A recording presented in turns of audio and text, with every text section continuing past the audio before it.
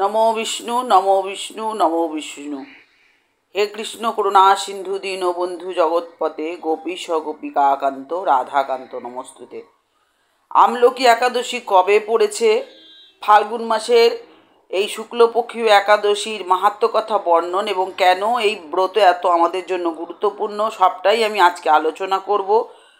তার আগে বলবো, নতুন হয়ে থাকলে অবশ্যই চ্যানেলটা সাবস্ক্রিপশন করে পাশে থাকুন, সকলের সাথে শেয়ার করুন, কারণ এটা খুবই প্রয়োজনীয় একটা ভিডিও যেটা সকলের প্রয়োজন হতে পারে। কারণ অনেকেই আমরা একাদশী করি, তাদের জন্য খুব প্রয়োজন এই ব্রত মাহাত্ম্য কথা শোনাটা।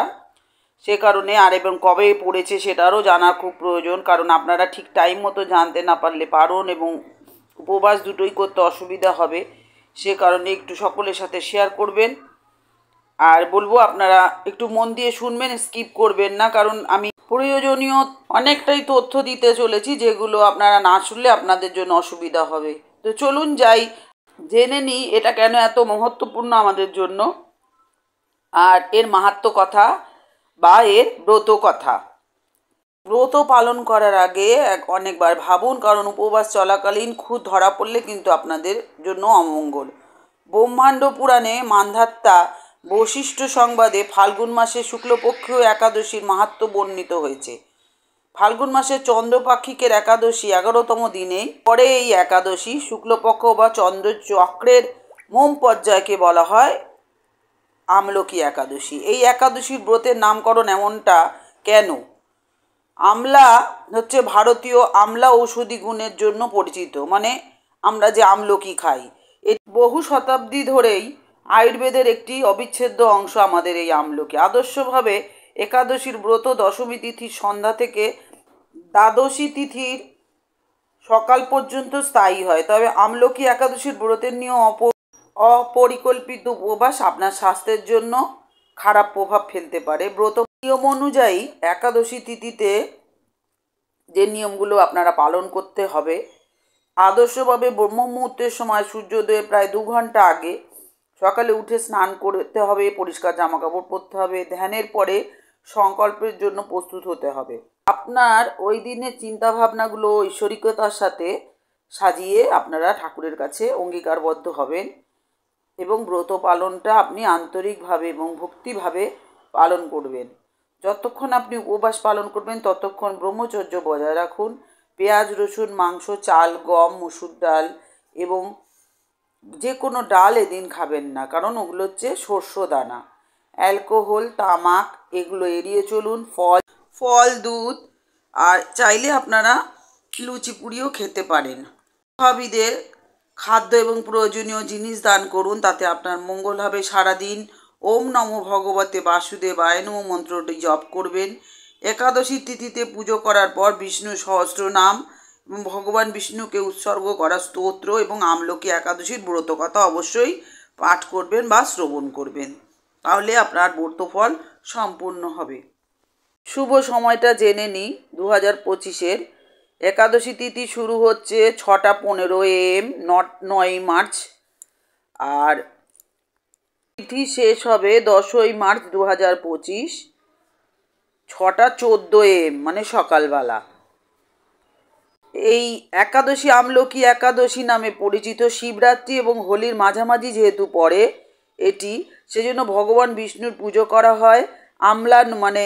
আমলকি দিয়ে নৈবেদ্য দেওয়া হয়। এই বছর আমলকি একাদশীকে বিশেষভাবে শুভ বলে মনে করা হচ্ছে, কারণ 3টে বিশেষ যোগে এই আমলকি পড়ছে, সেই জন্য। আর পারণ হচ্ছে 11ই মার্চ সকাল 6:11 থেকে সকাল 6:43 অবধি আর কি। তো ওই পারণের দিবসটা হচ্ছে দ্বাদশীর দিনেই পারণ হয়।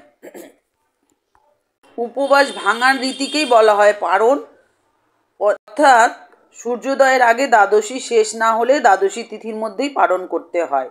হরিবাসের সময়ে পালন করা উচিত নয়। উপবাস ভাঙার আগে হরিবাস শেষ হওয়া পর্যন্ত অপেক্ষা করা উচিত। হরিবাস হলো দ্বাদশী তিথির প্রথম এবং 1/4 সময়। উপবাস ভাঙার সবচেয়ে পছন্দের সময় হলো সকালবেলা, মানে প্রত্যহকাল। মধ্যাহ্নের সময় উপবাস ভাঙা এড়িয়ে চলাই উচিত। যদি কোনো কারণে প্রত্যহকাল সময় উপবাস ভাঙতে না পারেন তাহলে মধ্যাহ্নের পরে এটি করা উচিত। ব্রহ্ম মুহূর্তের সময় প্রার্থনা করতে হয়, সবসময় উপকারী হয় ব্রহ্ম মুহূর্তে যদি আপনারা ঠাকুরের কাছে প্রার্থনা করেন। যা সমৃদ্ধি এবং সাফল্য বয়ে আনে বলে বিশ্বাস করা হয় ওই সময় প্রার্থনা করলে। দিনের ব্রহ্ম মুহূর্ত হচ্ছে 6:59 AM, মানে আর কি 5টা, আর কত অবধি 5:48 অবধি। আর অভিজিৎ মুহূর্ত হচ্ছে 12:08 PM থেকে 12:55 পর্যন্ত। সর্বার্থ সিদ্ধি যোগ হচ্ছে 6:36 থেকে শুরু হচ্ছে। তাহলে আমলকি একাদশী কবে, শুভ মুহূর্ত কখন, অভিজিৎ মুহূর্ত কখন, ব্রহ্ম মুহূর্ত এবং পারণের সময় সবটা আমি বললাম। এখন আমি সোজা চলে যাব ব্রত মাহাত্ম্য কথা। এই যে কথা না শুনলে উপবাসের ফল সম্পূর্ণ হয় না। একাদশী হলো ভগবান বিষ্ণুর প্রতি শ্রদ্ধা জানানোর একটা অন্যতম দিন। এই পবিত্র দিনে লক্ষ লক্ষ বৈষ্ণব ভক্ত কঠোর উপবাস পালন করেন এবং একাদশী তিথি থেকে শুরু হয়, দ্বাদশী তিথিতে উপবাস শেষ হয়। বছরে 24টি একাদশী পালন করা হয়, এটা আপনারা জানেন। মাসে দুবার শুক্লপক্ষ এবং কৃষ্ণপক্ষে একটা করে একাদশী পড়ে। এই একাদশীকে কিন্তু রঙ্গহরি একাদশী নামেও অভিহিত করা যায়। সমস্ত একাদশীর মধ্যে আমলকি একাদশীকে শ্রেষ্ঠ স্থান প্রদান করা হয়েছে। প্রতি বছর ফাল্গুন মাসের শুক্লপক্ষে এই একাদশী পালিত হয়। এই দিন বিয়ের পর প্রথমবার কাশী যান শিব ও পার্বতী। তখন আবির দিয়ে তাদের স্বাগত জানানো হয়। এই কারণে এই একাদশী তিথি রঙ্গহরি একাদশী নামে পরিচিত। অন্যদিকে এই তিথিতে ব্রহ্মার অশ্রু বিষ্ণুর পায়ে পড়ে এবং সেখান থেকে উৎপন্ন হয় আমলকি গাছ। তাই এটি আমলকি একাদশী নামেও পরিচিত। আজ শিব ও পার্বতী ও বিষ্ণুর পুজো করলে সমস্ত মনোবাসনা পূরণ হয়। এই তিথিতে ব্রত কথা পাঠ বা শ্রবণ করলে ভগবান বিষ্ণু দ্রুত প্রসন্ন হন। তো আমলকি ব্রত কথা এবারে যাই। ফাল্গুন মাসের আমলকি একাদশী তিথিতে রাজা ও সমস্ত নগরবাসী ব্রত পালন করেন এবং মন্দিরে গিয়ে আমলকি গাছের পুজো এবং রাত্রি যাপন করেন। এমন এক সময় রাতে এক ঘোর পাপী ক্ষুধার্ত তৃষ্ণার্ত শিকারী সেখানে এসে উপস্থিত হয়। মন্দিরের এক কোণে বসে বিষ্ণু ও একাদশী মাহাত্ম্য শুনতে থাকে। এইভাবে রাত কেটে যায়। নগরবাসীর সঙ্গে সেই শিকারীও সারা রাত জেগে কাটায়। সকালে সকলে নিজের বাড়ি চলে যায়। সেই শিকারীও নিজের বাড়ি গিয়ে ভোজন করেন, কিন্তু কিছুদিনের মধ্যে সেই শিকারীর মৃত্যু হয়। কিন্তু একাদশীর ব্রতকথা শ্রবণ এবং রাত্রি জাগরণের ফলে পরজন্মে রাজা বিদুর রথের ঘরে জন্মগ্রহণ করে। রাজার নাম রাখেন বসুরথ। বড় হয়ে নগরের রাজা হয় সে। একদিন উনি শিকারে বের হন বসুরথ, কিন্তু মাঝপথে পথ ভুলে একটি গাছের তলায় ঘুমিয়ে পড়েন। কিছুক্ষণ পর সেখানে এক ম্লেচ্ছ এসে পড়ে। রাজাকে একা দেখে তাকে মারার ফন্দি আটে। সেই ম্লেচ্ছ বলে যে এই রাজার কারণেই তাকে দেশ ছাড়া করা হয়েছে, তাই তার হত্যা করা উচিত। কিন্তু এই সময় কিছু সম্পর্কে কোনো জ্ঞানই ছিল না রাজার। সে ঘুমিয়ে থাকে। ম্লেচ্ছ সেই রাজার ওপরে অস্ত্র নিক্ষেপ করতে শুরু করে, কিন্তু সেই অস্ত্র ফুল হয়ে রাজার শরীরে পড়ে। কিছুক্ষণ পরে সেখানে উপস্থিত সমস্ত ম্লেচ্ছ মৃত অবস্থায় পড়েছিল। ঘুম ভাঙার পর রাজা দেখেন যে কিছু ব্যক্তি মৃত অবস্থায় মাটিতে পড়ে রয়েছে। রাজা বুঝতে পারে যে সেই ব্যক্তিরা তার হত্যার জন্য সেখানে এসেছিল, কিন্তু তাকে কেউ বধ করতে পারেনি, অন্য কেউ তাদের বধ করেছে। জঙ্গলে কে তার প্রাণ রক্ষা করলো, এমনই চিন্তাভাবনা শুরু করেন বসুরথ। তখনই আকাশবাণী হয় যে বিষ্ণু তার প্রাণ রক্ষা করেছেন। পূর্বজন্মে আমলকি একাদশীর ব্রতকথা শোনার পুণ্য প্রভাবে শত্রু দ্বারা ঘিরে থাকা সত্ত্বেও সে জীবিত আছেন। এরপর রাজা নিজের নগরে গিয়ে সুখ রাজকার্য করতে থাকেন। বিভিন্ন ধর্মীয় কাজও করেন তিনি।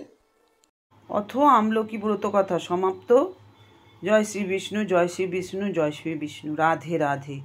হে কৃষ্ণ করুণা সিন্ধু দীনবন্ধু জগৎপতে গোপীশ গোপিকাকান্ত রাধাকান্ত নমস্তুতে। তো আজকে বন্ধুরা কেমন লাগলো ভিডিওটা অবশ্যই আমাকে জানাবেন। আর এতক্ষণ আমার সাথে থাকার জন্য, আমার সমস্ত কথাগুলো শোনার জন্য আপনাদেরকে অনেক অনেক ধন্যবাদ। এইভাবে পাশে থেকে উৎসাহ দিতে থাকবেন। আজকে আসি, আবার দেখা হচ্ছে নতুন আরেকটা ভিডিও নিয়ে। টাটা বন্ধুরা, খুব ভালো থাকবেন। ভোলেনাথের কৃপায়, শ্রী বিষ্ণুর কৃপায় সুস্থ থাকুন, ভালো থাকুন, আনন্দে থাকুন। টাটা।